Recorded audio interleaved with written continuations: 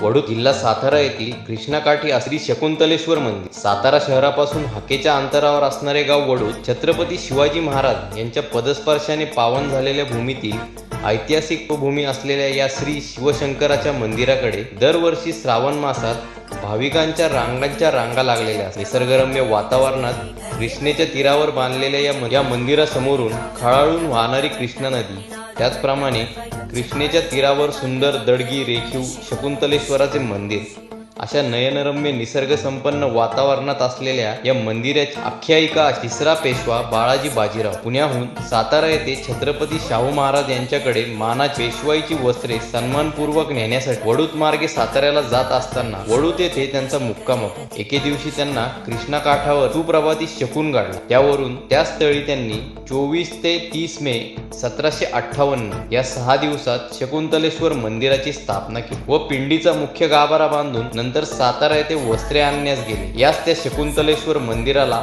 ऐतिहासिक वारसा लाभल्याने एक अनोखे महत्त्व प्राप्त झाले. हे मंदिर स्थापत्य कलेचा उत्तम नमुना म्हणून देखील ओळखले जाते. असे नयनरम्य विलोभनीय निसर्ग संपन्न परिसरात हे मंदिर उभारण्यात आले. आजही पुराचे पाणी कृष्णा नदीमध्ये आले तर त्या ठिकाणी त्या मंदिराला पाण्याचा पूर्ण वेढा पडतो. काही वेळात असा प्रसंग येतो की पेशवेकालीन असलेले हे मंदिर पूर्ण पाण्याखाली जाण्याचा अनुभव ग्रामस्थ व पंचकृषीकरांना मिळतो. शकुंतलेश्वर मंदिराला जसे ऐतिहासिक महत्त्व आहे तसेच पौराणिक महत्त्व देखील आहे.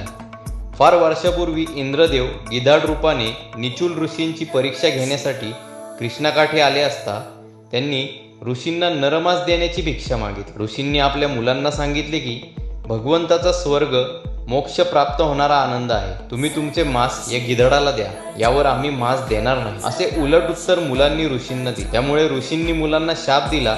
मात्र गिधडाला ऋषींनी स्वतःचे मांस देण्याची तयारी दर्शविली. तेव्हा इंद्रदेवाने गिधडाचे रूप बदलून स्वरूप प्रकट केले व ऋषींना म्हणाले, आपण फार उदार आहात, मी आपली परीक्षा पाहिली, मी इंद्रदेव आहे. यावर ऋषी रागवले व त्यांनी इंद्रदेवाला शाप दिला की तुम्ही येथे हजारो वर्ष शकुंत पक्षी होऊन राहावे. जेव्हा तुम्हाला अगस्ती ऋषी भेटतील तेव्हाच तुमची मुक्तता होईल. पुढे कालांतराने त्यांना अगस्ती ऋषी भेटले व म्हणाले, या ठिकाणी कृष्णा तीर्थ म्हणून नावारूपास आपण तपश्चर्या केल्यामुळे त्यांना प्रसन्न होऊन वर दिला की आपण शाकुंतेश नावाने राहून तुम्ही या ठिकाणी अक्षय वास्तव्य करून राहा. तेव्हापासून हे तीर्थ परमपवित्र व जागृत दैवत बनले आहे. पुढे पेशव्यांनी या ठिकाणी मंदिर स्थापन करून या ठिकाणाला शकुंतलेश्वर हा नावलौकिक मिळाला. त्याचप्रमाणे पंचक्रोशीत कुठेही नसणारे श्री विष्णूचे मंदिर वडूद गावात आहे. तसेच श्रीरामाचे मंदिर आहे. बाणेश्वर म्हणून श्री शंकर मंदिर आहे, म्हणून श्री शंकराचे मंदिर आहे. तर मारुती व गुरुदत्त व नागदेव तसेच सटवाई, चिलुबाई देवी व लक्ष्मी आई व म्हसोबा, सावतामाळी व बोधले महाराज मंदिर देखील आहे. वडूद गावचे ग्रामदैवत श्री मातोबाचे देखील या गावात एक मंदिर आहे. थोडक्यात ऐतिहासिक मंदिराचे गाव म्हणून वडूद गावाची ओळख बनली आहे. जेव्हापासून सातारा शहराची निर्मिती झाली तेव्हापासून वडूद गावाची बाजारपेठ आहे. वडूद गावामध्ये आजूबाजूच्या गावातील ग्रामस्थांची वर्दळ होत असते. बाजारासाठी ग्रामस्थ नियमित ये जा करतात. या गावात अनेक सुखसोयी आहेत. तशा गावातील सुखसोयी देखील वाढत गेल्या. शकुंतलेश्वर मंदिरामध्ये विविध सांस्कृतिक कार्यक्रम घेतले जातात. गावातील तरुण तरुणी